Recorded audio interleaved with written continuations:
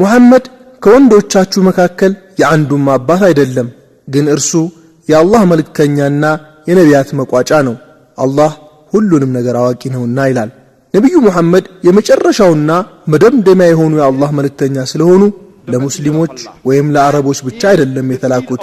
ከዚህ ጋር ተያይዞ አላህ በሱረቱል አንቢያ ምዕራፍ 21 አንቀጽ 107 ላይ እንዲህ ይላል፣ ወማ አርሰልናከ ኢላ ረሕመተን ሊልዓለሚን፣ ሙሐመድ ሆይ ለዓለማት እዝነት አድርገን እንጂ አላክንህም።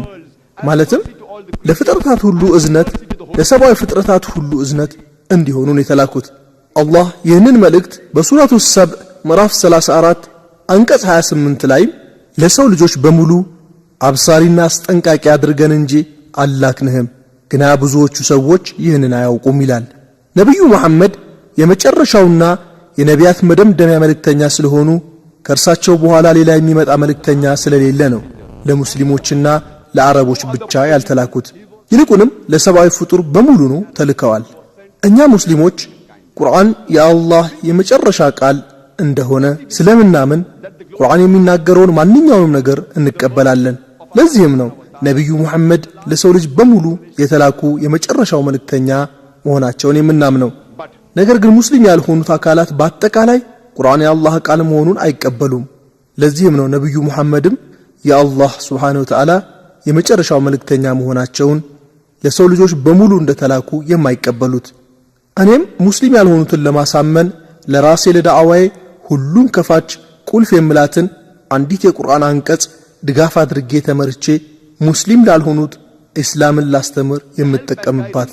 ይህችም አንቀጽ በሱረቱል አሊ ኢምራን ምዕራፍ 3 አንቀጽ 64 ላይ እንዲህ ትላለች፣ በመካከላችሁ የጋራ ወደ ሆነች ትክክለኛ ቃል ነው የምትለዋ ናት። ከተለያዩ ሰዎች ጋር ስትነጋገሩ ቁርአን እንደሚለው የተሻለው መንገድ በመካከላችን የጋራ ወደ ሆነች ትክክለኛ ቃል ነው የምትለዋ ናት። እስቲ የተለያዩ የሃይማኖት መጻሕፍቶች ስለ ነብዩ መሐመድ ሰለላሁ ዐለይሂ ወሰለም ምን እንደተናገሩ እናጢን። ሙስሊም ያልሆኑት በእነዚህ መጻሕፍት ማለትም እየተከተሉት ባለው የሚያምኑ ከሆነና ስለ ሙሐመድ በመጻፋቸው ውስጥ የተጠቀሰ ነገር ካለ የአምላክ ቃል ነው ብለው የሚያስቡ ከሆነ በእርግጥም በመጻፋቸው ውስጥ ባሉ መልእክቶች በሙሉ ማመን ግድ ይላቸዋል።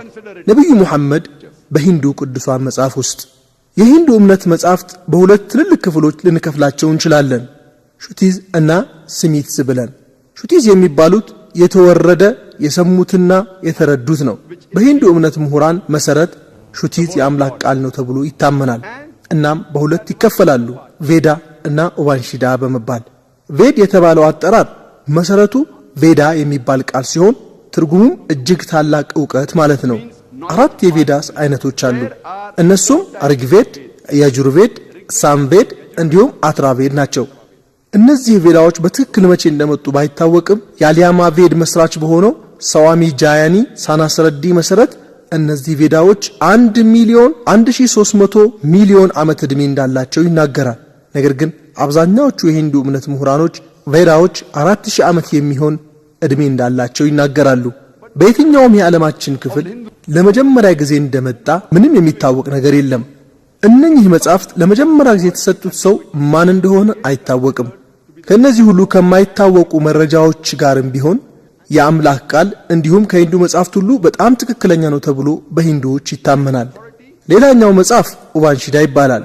ይህም ከሳይንሳዊ መጠሪያ የተወሰደ ሲሆን ኡባ ማለት ቅርብ፣ ኒ ማለት ከታች፣ ሻድ ማለት መቀመጥ፣ በአጠቃላይ ከታች ቀርቦ መቀመጥ ማለት ነው። ተማሪዎች ቁጭ ብለውና ወደ አስተማሪያቸው ቀርበው ትምህርት ሲወስዱ ኡባንሺደስ ይባላል። ይህ ማለት መሐይምነትን ለማስወገድ መማር ይሉታል። ከ200 በላይ ኡባንሺደስ ቢኖሩም በህንድ ባህል መሰረት ግን 180 ብቻ እንደሆኑ ይገለጻል። ከነዚህ ውስጥ የተወሰኑት መሰረታዊ ኡባንሺዳዎች ተብለው ይወሰዳሉ። አንዳንዶቹ 10 ኡባንሺዳዎችን ሲወስዱ ሌሎች ደግሞ 12፣ ሹራዛኪስታን ደግሞ 18 የሚደርሱ ኡባንሺዳዎችን እንደ መሰረታዊ ኡባንሺዳዎች አድርገው ይወስዳሉ። ሁለተኛው ክፍል ስምሪት ሲሆን ስምሪት ማለት የሚታወስ ነገር ወይም ትውስታ የሚለውን ትርጉም ይሰጠናል። የሂንዱ ሃይማኖት ምሁራኖች ስምሪት መጻሕፍት በሰዎች እንደተጻፈ ይገልጻሉ። ከሹቲ በኋላ እንደመጣም ይናገራል። ሹቲ ከሰምራቲ ቀድሞ የመጣ ነው ማለት ነው። አንድ ግለሰብ ወይም ማህበረሰብ ህይወቱን እንዴት መምራት እንደሚገባው ስለሚናገሩ እነዚህ ስምሪቲስ በተጨማሪ ተርሚሻትራ ይባላሉ። ከስምሪቲስ መጻሕፍት ውስጥ ዋነኞቹ ፑራናስ ይባላሉ። ፑራና ማለት ቀደምት የሚለውን ትርጉም ያስይዘናል። ስለ ዳይቲስ ወይም ስለ ፍጥረታት አፈጣጠር ስለ ተለያዩ መጻሕፍት ይናገራሉ። እናም ማይሪሺቪያ የተባለ ሰው ፑራናስን በ15 ቅጾች ከፋፍሎ አዘጋጅቷል። ከነዚህ ፑራናስ መጻሕፍት ውስጥ በዋነኛነት የሚጠቀሰው ቫቪሺያ ፑራና ይባላል። ቫቪሺያ ማለት መጪ ጊዜ ወይም ወደፊት የሚለውን ትርጉም ያስይዘናል።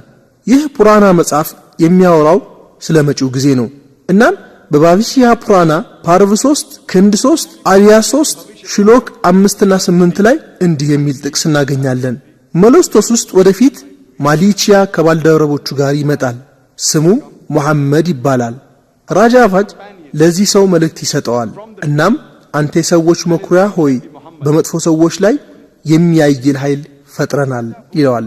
ይህ በቫቪሺያ ፑራና ፐርቭ 3 ኮንድ 3 አዲያ 3 ሽሎክ 5 እስከ 8 ላይ የሚገኘው ትንቢት ማሊቺያ ይመጣል ይላል። ማሊቺያ ማለት ትርጉሙ የውጭ ሰው ማለት ነው። ከባልደረቦቹ ጋር ይመጣል የሚለው ደግሞ ሷሃባዎችን ይወክላል። ሞሉስታስ ማለት በረሃ ማለት ነው። ስሙ መሐመድ ይባላል ይላል። ራጃፋጅ ለዚህ ሰው መልእክት ይሰጠዋል። እናም አንተ የሰዎች መኩሪያ ሆይ ብሎ ይጠራዋል። በእርግጥም መሐመድ የሰው ልጆች ሁሉ ኩራት ናቸው። አላህ በሱረቱል ቀለም ምዕራፍ 66 አንቀጽ 4 ላይ ይህን አስመልክቶ እንዲህ ይላል፣ ከአላህ መልእክተኛ መልካም የሆነ አርአያ አለላችሁ። የቅድሙን አንቀጽ ስንቀጥለው በመጥፎ ሰዎች ላይ የሚያይል ታላቅ ኃይል ፈጥረናል የሚል እናገኛለን። ይህ ደግሞ ነብዩ መሐመድን በደንብ የሚገልጽ ነው። ከነዚህ ሁኔታ አንጻር ይህ ትንቢት ነብዩ መሐመድን እንጂ ሌላ ማንንም አይወክልም። አንዳንዶቹ ራጃቫጅ በዚህ ትንቢት ቃል ላይ የተጠቀሰው በ11ኛው ክፍለ ዘመን ላይ ከነብዩ መሐመድ በኋላ 500 ዓመት አልፎ የራጃሺ ለሃብን 10ኛ ትውልድ የነበረን ሰው ነው ይላሉ። እንዲህ የሚሉት ሰዎች ልክ የቀደምት የግብጽ ገዢዎች ፈርዖን የሚባል የጋራ መጠሪያ እንደነበራቸው ሁሉ ማለትም ብዙ ፈርዖኖች ነበሩ። ልክ የሮማ ገዢዎች ሲዘርስ የሚባል የጋራ መጠሪያ እንደነበራቸው ሁሉ ማለትም አንድ ብቻ ሳይሆን ብዙ ሲዘሮች ነበሩ። የህንድም ገዢዎች ቮጅ የሚባል የጋራ መጠሪያ አላቸው። አንድ ብቻ ሳይሆን ብዙ ራጃ ቮጆች ነበሩ በማለት ይገልጻሉ። ይህ ራጃ ቮጅ በ11ኛው ክፍለ ዘመን የነበረው አይደለም፣ ከ11ኛው ክፍለ ዘመን ቀደም ብሎ ነበር የነበረው። በተጨማሪም በቫቪሺያ ፑራና ፕራቭ 3 ከንድ 3 አዲያ 3 ሾሎክ 10 እስከ 24 እንዲህ የሚል ጥቅስ እናገኛለን። የማሊቺያ ምድር ተበላሽቶ ነበር። ቀድሞውንም ጠላት ይህንን አድርጎ ነበር። አሁን ደግሞ ኃይሉ የበዛ ጠላት ተልኳል። ስሙ ሙሐመድ የተባለ ሰው እኚህ ሰዎችን ወደ ቀጥተኛው መንገድ ይመራ ዘንድ ላከን ይላል። ራጃ ቮጅ ወይም ወደዚያ ቦታ መሄድ አይገባህም፣ ምክንያቱም እኔ በቸርነቴ ባለህበት ቦታ አንተን አነጻሃለሁ። ጥሩ ቦታ ያለው ሰው ወደ ራጃ መጥቶ እንዲህ አለው፣ አርያተርም በምድር ላይ ብቅ ይላል፣ እኔም ተልኬያለሁ ይላል። ተከታዮቼ የተገረዙ ይሆናሉ። እንዲሁም ጸጉራቸውን ጭራ ያለው አድርገው አያሳድጉም። ጺማቸውን ያሳድጋሉ። ስር ነቀል ለውጥን ያመጣሉ። ለጸሎት ጥሪ ያደርጋሉ። ከአሳማ ስጋ በስተቀር ሁሉንም የተፈቀዱ እንስሳቶችን ይመገባሉ። በቅጠላ ቅጠልና በቁጥቋጦ ሳይሆን ንስሐ በመግባት ከኃጢአታቸው ይነጻሉ። እናም የሚመጣው ሰው ሙስልማን ተብሎ ይጠራል ይላል። ይህ ትንቢት ማንንም የሚወክል ሳይሆን የመጨረሻውን መልእክተኛ የነቢያት መቋጫ የሆኑትን ነብዩ መሐመድን ሰለላሁ ዐለይሂ ወሰለም ብቻ ነው። ቅድም ከተናገርነው ተከታዮቼ የተገረዙ ይሆናሉ ይላል። ሙስሊሞች ደግሞ እንደሚገረዙ እናውቃለን። ጸጉራቸው ላይ ጭራ አያወጡም። እንዲህ የሚያደርጉት ቪንዲ ወይም ቹኪ ናቸው። ጺሙን ያሳድጋል ይላል። ስር ነቀል ለውጥን ያመጣል ይላል። በጸሎት ጥሪ ያደርጋል ይላል። እዚህ ጋር ስለ አዛን እየተናገረ ነው። የተፈቀደ የሆነ ማንኛውንም እንስሳ ከአሳማ በቀር ይመገባሉ ይላል። አላህ በቁርአኑ ከአራት ባላነሱ ቦታዎች በሱረቱል በቀራ ምዕራፍ 2 አንቀጽ 173፣ በሱረቱል ማኢዳ ምዕራፍ 5 አንቀጽ 3፣ በሱረቱል አንዓም ምዕራፍ 6 አንቀጽ 145 እንዲሁም በሱረቱል ነህር ምዕራፍ 16 አንቀጽ 115 ላይ እንዲህ ይላል፣ በክት፣ ፈሳሽ ደም፣ የአሳማ ስጋ ከአላህ ውጪ በሆነ አካል ስም የታረዱ በእናንተ ላይ እርም ተደርገዋል ይላል። ቁርአን ከአራት ባላነሱ ቦታዎች ላይ የአሳማ ስጋ መብላት ስለሚከለክል እኛ ሙስሊሞች የአሳማ ስጋ አንመገብም። ትንቢቱ ይቀጥልና በቅጠላ ቅጠልና በቁጥቋጦ ሳይሆን ንስሐ በመግባት ከኃጢአታቸው ይነጻሉ እናም የሚመጣው ሰው ሙስሊማን ተብሎ ይጠራል ይላል። ይህ ትንቢት የመጨረሻው መልእክተኛና የነቢያት ሁሉ መቋጫ ስለሆኑት ነብዩ መሐመድ መምጣት በግልጽ ይናገራል። በተጨማሪም በባቢሺያ ፑራና ፐርቭ 3 ከእንደ 1 አዲያይ 3 ሽሎክ ከ21 እስከ 23 ላይ እንዲህ ይላል። ሰባቱ የኻሺም ምስጢራዊ ከተሞች በቡሽኑት በአጸያፊ ሥራ ተሞልተዋል። በማሊቺያ ምድር ግን የማሊቺያ ተከታዮች ጥሩ ሰዎች ናቸው። በእነሱ ላይ ጥሩ ባህሪያቶች ሁሉ ይገኛሉ። እናም በዚህ ምድር ውስጥ መልካም የሆኑ ነገሮች በመላ ይገኛሉ። ሪሺ ሆይ የጌታህን ስም አጥራ። እዚህ ጋር እየተናገረ ያለው ስለ ነብዩ መሐመድ እና ስለ ባልደረቦቻቸው ነው። በቬዳ መጻሕፍቶች ውስጥም ስለ ነብዩ መሐመድ የሚያወራ ትንቢታዊ ቃል አለ። ከነዚህ ውስጥ በአትራቬድ መጽሐፍ 20 በሂም ቁጥር 127 በማንትራ ቁጥር ከ1 እስከ 14 ላይ ኩንተብስታክ ተብሎ ተጠርቷል። ኩንተብ ማለት በሆነ ክልል ውስጥ የተደበቀ ማለት ነው። ይህም ማለት የነዚህ አንቀጾች ትርጉም የተደበቀ ነው ማለት ሲሆን በኋላም ላይ ምን እንደሆኑ እናያቸዋለን። ከዚህ በተጨማሪ ኩንተብ ማለት ከብልሹነት የጸዳ እንደማለት ነው። ሰላም የሚልም ትርጉም አለው። ይህም ኢስላም ከሚለው ጋር ተመሳሳይ ነው።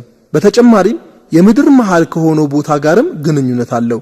መካ ደግሞ የምድራችን እምብርት መሆኑ የታወቀ ነው። አላህ በሱረቱ አሊ ኢምራን ምዕራፍ 3 አንቀጽ 96 ላይ እንዲህ ይላል፣ ለሰው ልጆች የተቀመጠው የመጀመሪያው አምልኮ ቤት ያ በመካ የሚገኘው ነው ይላል። በካ የመካ ሌላ ስሟ ነው። 14ቱን መንትራ ሁሉ ለመዘርዘር ጊዜ ስለማይበቃኝ የመጀመሪያዎቹን 4 መንትራዎች ዝርዝር መግለጽ እወዳለሁ። አትራቤድ መጽሐፍ 20 ሒም ቁጥር 127 ማንትራ 1 እንዲህ ይላል፣ እሱ ናራሽንሳ ነው፣ እሱ ከወረማ ነው ይላል። ከ60,000 ጠላትም ጠብቀነዋል። ማንትራ ቁጥር 2 ደግሞ እንዲህ ይላል፣ እርሱ ግመልን የሚጋልብ ነው። ማንትራ ቁጥር 3 እንዲህ ይላል፣ እርሱ ማማሪሽ ነው። ማንትራ ቁጥር 4 ደግሞ እርሱ ቬርሺሻስ ሬቭ ነው ይላል። የመጀመሪያዎቹ ማንትራ እርሱ ፕራሻንሳ ነው ይላል። ነር የሰው ልጆች ወይም ሰው ማለት ሲሆን ሸንሳ ወይም ፕራሸንሳ ማለት ደግሞ ምስጉን ማለት ነው። ስናገናኛቸው ምስጉን የሆነ ሰው የሚለውን ትርጉም ይሰጠናል። የዚህ ቃል ቀጥተኛ የአረብኛ ትርጉም ደግሞ ሙሐመድ ይሆናል። ይህም የመጨረሻው መልእክተኛና የነቢያቶች መቋጫ የሆኑትን የነብዩ መሐመድ መጠሪያ ስም ነው። በተጨማሪም እርሱ ከወረማ ነው በማለት ይናገራል። ከወረማ ካሉት ትርጉሞች መካከል የሰላም መልእክተኛ አንዱ ሲሆን ነብዩ መሐመድ ደግሞ በእርግጥም የሰላም መልእክተኛ ነበሩ። ሌላው ትርጉሙ ደግሞ ስደተኛ የሚለው ነው። በእርግጥም ነብዩ መሐመድ ከመካ ወደ መዲና ስለተሰደዱ ስደተኛም ነበሩ። ከ60,000 ጠላቶቹ እንደሚጠበቅም ተገልጿል። እንደሚታወቀው በዚያን ጊዜ በነብዩ መሐመድ ላይ ያመፀው የመካ ህዝብ ብዛት 60,000 ገደማ ነበር። ማንትራ ቁጥር 2 ላይ እርሱ ግመልን የሚጋልብ ነው በሚል ተወስቷል። የትኛውም ህንዳዊ ሪሽ ወይም ብርሃማን ግመልን አልጋለበም። ምክንያቱም በእምነታቸው አንድ ብርሃማ ግመልን መጋለብ ወይም መንዳት አይችልም። ከዚህ ጋር ተያይዞ በማንሱማራቲ ምዕራፍ 11 አንቀጽ 202 ላይ ብርሃማን የሆነ ግመልም ሆነ አህያ አይነዳም የሚል እናገኛለን። ስለዚህም ይህ ነብይ የግድ ከህንድ ውጭ መሆን አለበት። ማንትራ ቁጥር 3 ደግሞ እርሱ ማማሪሺ ነው በማለት ይገልጸዋል። ማማ ማለት አንዳንዶቹ ሙሐመድ ማለት ነው ይላሉ፣ አንዳንዶቹ ደግሞ ትልቁ ሪሽ እንደሆነ ይገልጻሉ። ማንትራ ቁጥር 4 ደግሞ እሱ ቨርቬሺሳ ነው ይላል። ማንትራ ቁጥር 4 ደግሞ እሱ ቬርቬሺሳ ሬቭ ነው ይላል። ሬቭ ማለት አመስጋኝ የሚለውን ትርጉም ይሰጠናል። ይህ ደግሞ አህመድ የሚለውን የነብዩ መሐመድ ሌላኛው መጠሪያ ስም እንደሆነ ይታወቃል።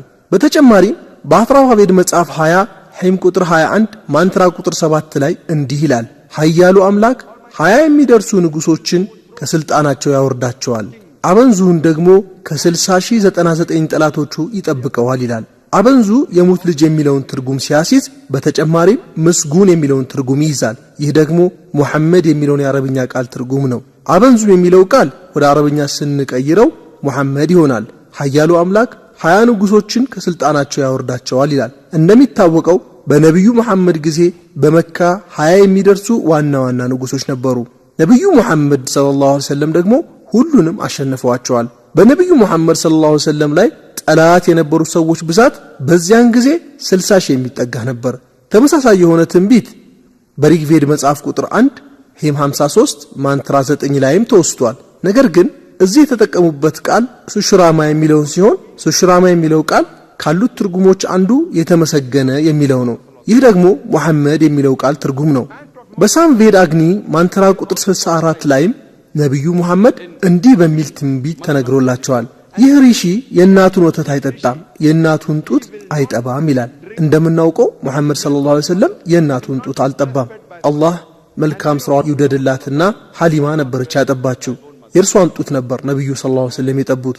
ነብዩ ሙሐመድ ሰለላሁ ዐለይሂ ወሰለም አህመድ ማለትም አመስጋኝ በሚለው ስማቸው በብዙ ቦታዎች ተተንብዮላቸዋል። ለምሳሌ በአትራችካ ማንትራ ቁጥር 1500 በአንድራ ምዕራፍ 2 ማንትራ ቁጥር 152 በየጁርቬድ ምዕራፍ 34 አንቀጽ 18 በሪግቬድ መጽሐፍ 8 ሒመን ቁጥር 6 ማንትራ ቁጥር 10 በአትራዋቤድ መጽሐፍ 8 ሒመን ቁጥር 5 ማንትራ 16 በአትራዋቤድ መጽሐፍ 20 ሒመን ቁጥር 126 ማንትራ ቁጥር 14 ላይ አህመድ ወይም አመስጋኝ በሚል ተወስተዋል። ልክ እንደዚሁ በብዙ ቦታዎች አህመድ ወይም አመስጋኝ ከሚለው በተጨማሪ ነረሽንሳ በማለትም ተጠቅሰዋል። ቅድም እንደገለጽኩት ነር ማለት ሰው የሚለውን ትርጉም ሲያሲዝ፣ ሽንሳ ደግሞ ፓረሽንሳ ከሚለው ቃል የመጣ ሲሆን ትርጉሙም የተመሰገነ ማለት ነው።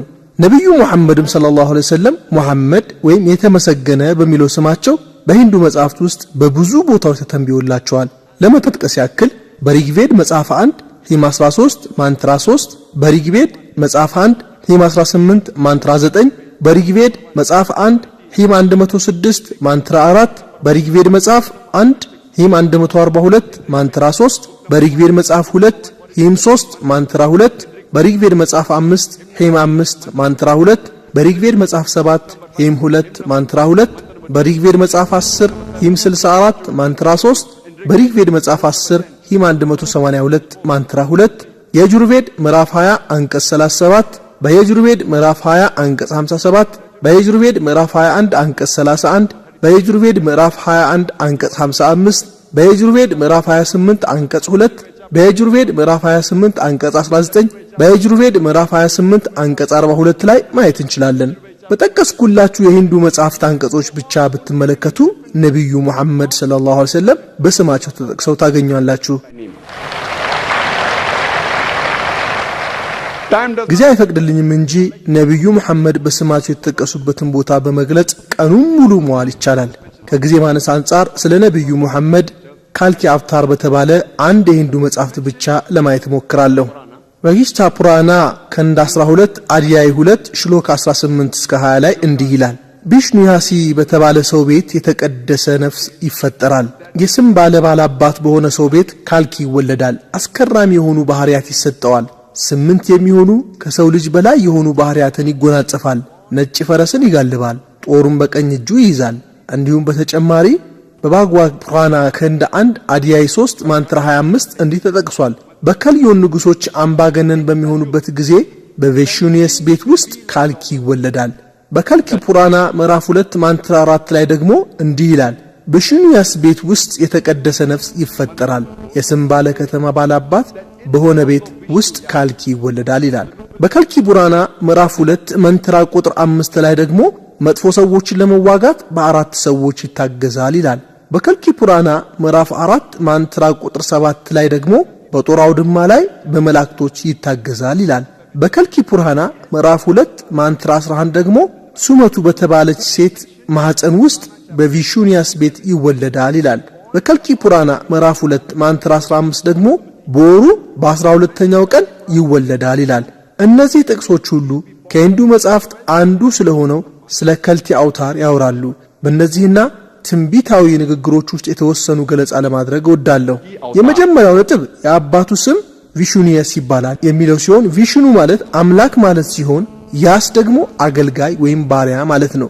ይህም የአምላክ አገልጋይ ወይም ባሪያ ማለትን ይገልጻል። ወደ አረብኛ ሲቀየር አብደላህ የሚለውን ስም ይሰጠናል። ይህ ደግሞ የነብዩ መሐመድ የአባት ስም ነው። እንዲሁም የእናቱ ስም ሱመቲ ይባላል ይለናል። ሱመቲ ማለት ሰላም ወይም ጸጥታን ይገልጻል። ወደ አረብኛ ስንቀይረው አሚና የሚለውን ስም ይሰጠናል። ይህ ደግሞ የነብዩ መሐመድ የእናታቸው ስም ነው። በተጨማሪም በሳምባላ መንደር ይወለዳል የሚለውን ስናይ ሳምባላ ማለት የሰላም ቦታ እንደማለት ነው። እንደሚታወቀው መካ ደግሞ በአረብኛ ዳሩል አማን ወይም የሰላም ቦታ ይባላል። ነቢዩ ሙሐመድ የተወለዱት በዚሁ በመካ ነው። በሰንባላ መንደር ባለው የባለ አባት ቤት ውስጥ ይወለዳል ይላል። እንደሚታወቀው ነቢዩ ሙሐመድ ሰለላሁ ዐለይሂ ወሰለም የተወለዱት በመካ ባለ አባት በሆኑት ሰው ቤት ውስጥ ነበር። ከዚህ በተጨማሪም በማንሁ ወር በ12ኛው ቀን ይወለዳል ተብሎ ተገልጿል። ነቢዩ ሙሐመድ ደግሞ በረቢዑል አወል ወር በ12ኛው ቀን ላይ እንደተወለዱ ግልጽ ነው። በተጨማሪም የመጨረሻው ሪሽ ወይም መልእክተኛ እንደሚሆኑ ተገልጿል። እንደሚታወቀውና በሱረቱል አሕዛብ ምዕራፍ 33 አንቀጽ 40 ላይ እንደተገለጸው ማ ካነ ሙሐመዱን አባ አሐድን ሚን ሪጃሊኩም ወላኪን ረሱለላሂ ወኻተመ ነቢይን ይላል። ሙሐመድ ከወንዶቻችሁ መካከል የአንዱም አባት አይደለም፣ ግና እሱ የአላህ መልእክተኛና የነቢያት መቋጫ ነው። አላህ ሁሉንም ነገር አዋቂ ነውና። እዚህ ጋር የመጨረሻው መልእክተኛ ነቢዩ ሙሐመድ እንደሆኑ አላህ ራሱ ይነግረናል። በተጨማሪም ካየነው ይህ መልእክተኛ ዕውቀትን ለመጀመሪያ ጊዜ በማታ ዋሻ ውስጥ ሆኖ ያገኝና ከዚያም ወደ ሰሜኒ ሄዶ ይመለሳል የሚል ጥቅስ እናገኛለን። ነቢዩ ሙሐመድ ደግሞ የመጀመሪያውን ወህይ በኑር ተራራ በሂራ ዋሻ ውስጥ ሆነው በምሽት ክፍለ ጊዜ እንዳገኙ ይታወቃል። ይህንንም አስመልክቶ ቁርአን በሱረቱ ዱኻን ምዕራፍ 44 አንቀጽ 2 እና 3 እንዲሁም በሱረቱል ቀደር ምዕራፍ 97 አንቀጽ 1 ላይ እንዲህ ይላል፣ እኛ እሱን ወይም ቁርአንን እጅግ በተለየችው ሌሊት አወረድ ነው ይላል። በተጨማሪም ነቢዩ ሙሐመድ ከመካ ወደ መዲና እንደተሰደዱ ይታወቃል። መዲና ደግሞ የምትገኘው ከመካ በስተሰሜን በኩል ነው። ከዚህ በተጨማሪም እጅግ ድንቅ የሆኑ ባህሪያትን ይሰጣል። 8 የሚደርሱ መለኮታዊ ባህሪያትን ይሰጣቸዋል። በሂንዱ መጽሐፍት ውስጥ የተጠቀሱት እነዚህ 8 ባህሪያት የሚከተሉት ናቸው። ጥበብ፣ ራስን መቆጣጠር፣ ከፍተኛ ዕውቀት፣ ክብር፣ በሰዎች ዘንድ ቦታ ይሰጠዋል፣ የመናገር ታላቅነት፣ አዛኝነት ይሰጠዋል ይላል። እነዚህ 8 ባህሪያት በሙሉ አልহামዱሊላህ የመልእክተኞች መጨረሻ የሆኑት ነብዩ መሐመድ ላይ ይገኛሉ። ለዓለም ማህበረሰብ በሙሉ መልእክተኛ እንደሚሆኑም ተነግሯል። አላህ Subhanahu Wa Ta'ala ደግሞ በሱረቱ ሰብህ ምዕራፍ 34 አንቀጽ 28 ላይ እንዲህ ይላል፣ ወማ አርሰልናከ ኢላ ካፈተን ሊናሲ በሺረን ወነዚረን ወላኪን አክሰረ الناس ላ يعلمون። ለሰው ልጆች በአጠቃላይ አብሳሪና አስጠንቃቂ አድርገን እንጂ አላክንህም፣ ግና ብዙዎቹ ሰዎች ይህንን አያውቁም ይላል። የቅድሙ ስንቀጥለው ነጭ የሆነ ፈረስ ይሰጠዋል ይላል። እንደምናውቀው ነቢዩ መሐመድ የሚዕራጅ ጊዜ ቡራቅ ተሰጥቷቸው ነበር። በተጨማሪም በቀኝ እጁ ጦር ይዞ ፈረስ ይጋልባል ይላል። እንደምናውቀው ራስን ለመከላከል በሆነ መልኩ በብዙ ጦርነቶች ላይ ነቢዩ መሐመድ ተካፍለዋል። ጦራቸውን በቀኝ እጃቸው ነበር የሚይዙት። ትንቢቱ በመቀጠልም አላዋቂ የሆነን ማህበረሰብ ወደ ትክክለኛ መንገድ ይመራል ይላል። እንደምናውቀው አረቦችን ከዚያ ከጽልመት ካላዋቂነት ዘመን ሙሉ በሙሉ አውጥተዋቸዋል። ነቢዩ መሐመድ በአላህ እገዛ በቁርአን እገዛ ለአረቦች ትክክለኛውን መንገድ አሳይተዋቸዋል። በተጨማሪም በአራት ባልደረቦቹ ይታገዛል ይላል። ይህ ደግሞ አራቱን የአላህ መልእክተኛ ምትክ የሆኑትን አቡበከርን፣ ዑመርን፣ ዑስማንን እንዲሁም አልይን አላህ ስራቸውን ይወድላቸውና ይወክላል።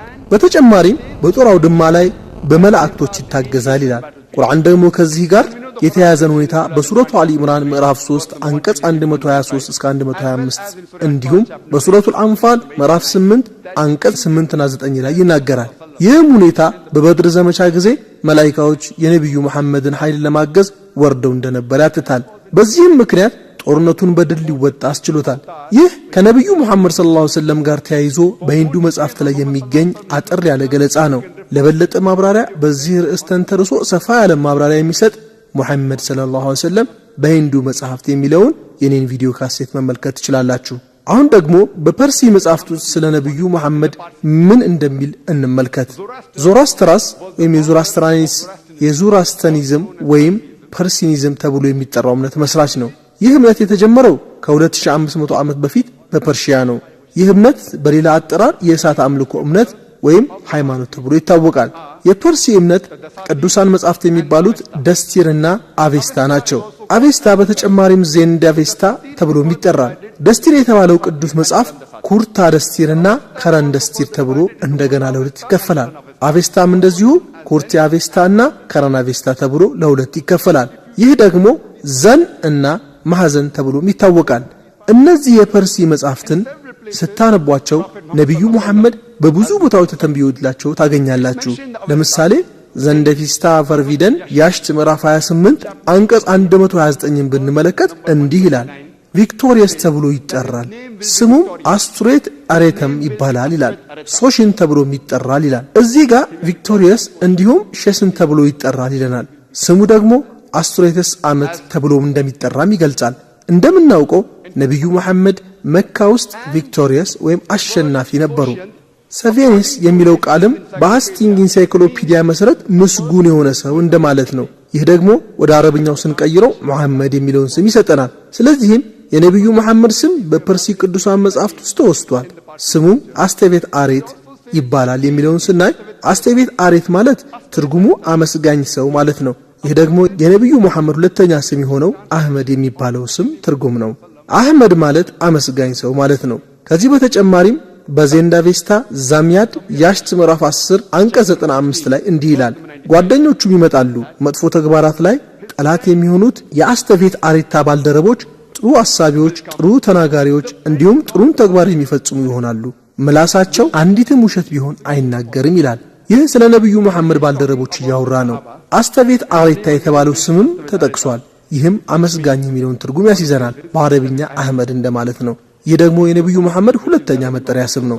እዚህ ጋር ስለ ሱሐባዎች ይናገራል። የነብዩ መሐመድ ባልደረቦች ጥሩ ሰዎች እንደሚሆኑ፣ ጥሩ የሚያስቡ፣ ጥሩ የሆነ ነገር የሚናገሩ፣ በጎ ተግባር የሚፈጽሙ፣ ምላሳቸው አንዳችንም ውሸት እንደማይናገር፣ ይህም ምንም እንደማይዋሹ የሚገልጽ ነው። ከታሪክ እንደምናውቀው ሁሉም የነብዩ መሐመድ ባልደረቦች እውነተኞች ነበሩ። በደስቲር ቅዱሳን መጽሐፍ ውስጥም ነብዩ መሐመድ ተንብዮላቸዋል። ይህ ደስቲር ደግሞ ሌላኛው የፐርሲ ቅዱስ መጽሐፍ ነው። ደስቲር ደስ አናቲር ከሚባሉ ሁለት ቃሎች የተዋቀረ ሲሆን አጠቃላይ ትርጉሙም 10 ክፍሎች ያሉት መጽሐፍ ማለት ነው። በተጨማሪም ደስቱር የሚለው ቃል አብዢ ነው። ደስቱር ማለት ሃይማኖታዊ ሕግ ማለት ነው። ስለዚህም ይህ መጽሐፍ 10 ክፍል የሚደርሱ ሃይማኖታዊ ሕግጋትን የያዘ ነው። በደስቲር ውስጥ እንደተጠቀሰው ፐርሲዎች ሃይማኖቱ ላይ ተጽዕኖ የሚፈጥርበት ጊዜ፣ ዞራስትሪያኖች ተጽዕኖ በፈጠሩ ጊዜ እናም ሁኔታዎችን አስቸጋሪ ሲሆኑ ከበረሃ ውስጥ የሆነ ሰው ይነሳል። ተከታዮቹም ፐርሺያኖችን ያሸንፋሉ።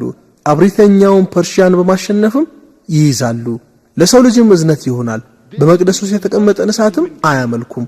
ይልቁም ከጣዖት ነፃ ወደ ሆነ ወደ ኢብራሂም አምላክ ቤት አቅጣጫ ዞረው ይሰግዳሉ። የተሰበረ ግና የሌሎች የፐርሺያ ግዛቶች የበላይ ገዢና አስተዳዳሪ ይሆናሉ። ነቢያቸውም ብዙ ተአምራት የሚሰሩ ተአምራዊ ሰው ይሆናል ይላል። ይህም ትንቢት ቃል ለማንም ሳይሆን የሚወክለው የመጨረሻው መልእክተኛና የነቢያቶች መደምደሚያ የሆኑትን ነብዩ መሐመድን ብቻ ነው። በተጨማሪም ቡንዳ ሐይሽ ምዕራፍ 30 አንቀጽ 6 እስከ 27 ያለውን ብንመለከት ሶሻያንት የመጨረሻው ነብይ ይሆናል የሚል አንቀጽ እናገኛለን። ቀደም ብዬ እንደጠቀስኩት ስለ ታሪክ በሚያወራው ኢንሳይክሎፒዲያ መዝገበ ቃላት መሰረት ሰሻይን የተመሰገነ ሰው የሚለውን ትርጉም ይሰጠናል። ይህም ደግሞ በአረብኛ ሙሐመድ እንደማለት ሲሆን ይህም ነብዩ መሐመድ ሰለላሁ ዐለይሂ ወሰለም የመጨረሻው ነብይ እንደሚሆኑ እንደሚገልጽ እንረዳለን። ይህ በፐርሲ ቅዱስ መጽሐፍት ውስጥ ስለ ነብዩ መሐመድ የተነገረው ጠቅለል ያለ ገለጻ ነው። አሁን ደግሞ በቡዲስት መጽሐፍ ውስጥ ስለ ነብዩ መሐመድ የተነገሩትን ትንቢቶች ለማየት እንሞክራለን። ሁሉም የቡዲዝም እምነት ቅዱስ መጽሐፍቶች ማለት ይቻላል ለሰው ልጆች እዝነት የሆነ ሰው እንደሚመጣ ይናገራሉ። በቸክፋቲ ሲንዳ ሱናንታ ዲ11176 ላይ እንደተጠቀሰው እንዲህ ይላል፣ ማይትሪ ተብሎ የሚጠራ ሌላ ቡዳ ይመጣል። ቅዱስ የሆነ የላቀ በእውቀት የተሞላ በጥበብና በጥሩ ስነ ምግባር የታነጸ ስለ ፍጥረት ዓለም በአጠቃላይ ዕውቀትን የተቸረ ከሰው ልጆች ከፍ ያለ ዕውቀትን በተሰጠው ቁጥር ይህ ሰው ለሰው ልጆች ይሰብካል ይላል። እውነተኛና ፍጹም የሆነን የሕይወት መንገድ ለሰዎች ያስተምራል። እኔ በመቶዎቹ የሚቆጠሩ ባልደረቦች ቢኖሩኝም እሱ ግን በሺዎቹ የሚቆጠሩ ባልደረቦች ይኖሩታል። ይህ ትንቢት በድጋሚ በምስራቅ ቅዱስ መጽሐፍ ውስጥ ቅጽ 125 ላይም እንዲህ በማለት ተጠቅሷል። ማይትሪ ይመጣል፣ ይህን የመሳሰሉት ባህሪያትን ይላበሳል ይልና እኔ በመቶዎቹ የሚቆጠሩትን የሚመራ ብሆንም እሱ ግን በሺዎቹ የሚቆጠሩትን ይመራል ይላል። በቡዳ ወንጌል ከገጽ 217 እስከ 218 ላይም እንዲህ የሚል ጥቅስ እናገኛለን። የቡድሃ አገልጋይ አሃንዳ ቡድሃን እንዲህ ብሎ ይጠይቀዋል፣ አንተ ቅዱስ ወይ ከአንተ በኋላ ማን ይመራናል? ቅዱስ ቡድሃም ሲመልስ በዚህ ዓለም እኔ የመጀመሪያው ቡድሃ አይደለሁም፣ የመጨረሻውም ቡድሃ አይደለሁም። ወደፊት ቅዱስ የሆነ ሌላ ቡድሃ ይመጣል። የላቀ የሆነ ዕውቀትን የተቸረ በጥበብና በጥሩ ስነ ምግባር የታነጸ ስለ ፍጥረተ ዓለምን በአጠቃላይ ዕውቀት ያለውም ይሆናል። ጥሩ የሆነን እምነት ያስተምራል። ከአጀማመሩ የሚያኮራ ከፍተኛም ቦታ ሲደርስ መጨረሻውም ላይ የሚያኮራና ታላቅ የሆነን እምነት ያስተምራል። በእውነት ላይ የተመሰረተ እምነት ያስተምራል። እናም ይህ ፍጹም የሆነ የህይወት መንገድ ይሆናል። እኔ በብዙ መቶ የሚቆጠሩ ባልደረቦች ቢኖሩኝም የሱ ግን በብዙ ሺህ የሚቆጠሩ ይሆናሉ አለ። አገልጋዩም ቅዱስ ቡድሃን እንዲህ ብሎ ጠየቀው፣ እንዴት ይህን ሰው ማወቅ ይቻላል? ቡድሃም ማያትራ ተብሎ ይጠራል በማለት መለሰለት። ማያትራ ማለት አዛኝ፣ ወዳጅ፣ ቸር፣ ፍቅር ያለው እንደማለት ነው። ለነዚህ ሁሉ ተስማሚ የሆነው የአረብኛ ቃል ረህማን የሚለው ነው። አላህ ደግሞ በቁርአን ውስጥ በሱረቱል አንቢያ ምዕራፍ 1 አንቀጽ 107 ላይ እንዲህ ብሏል፣ ወማ አርሰልናከ ኢላ ረሕመተን ሊልዓለሚን፣ ሙሐመድ ሆይ ለዓለማት እዝነት አድርግ እንጂ አላክንህም። ማለትም ለሰው ልጆች እዝነት፣ ለፍጥረት ዓለም ሁሉ እዝነት አድርገን ላክንህም እንደማለት ነው። ይህ ራህማ የሚለው ቃል በቁርአን ውስጥ ከ400 በማያንሱ ቦታዎች ላይ ተደጋግሞ ተወስቷል። ከሱረቱ ተውባ ምዕራፍ 9 በስተቀር ሁሉም ምዕራፎች በሚያምር አኳኋን ቢስሚላሂ ራህማን ራሂም በማለት ይጀምራሉ።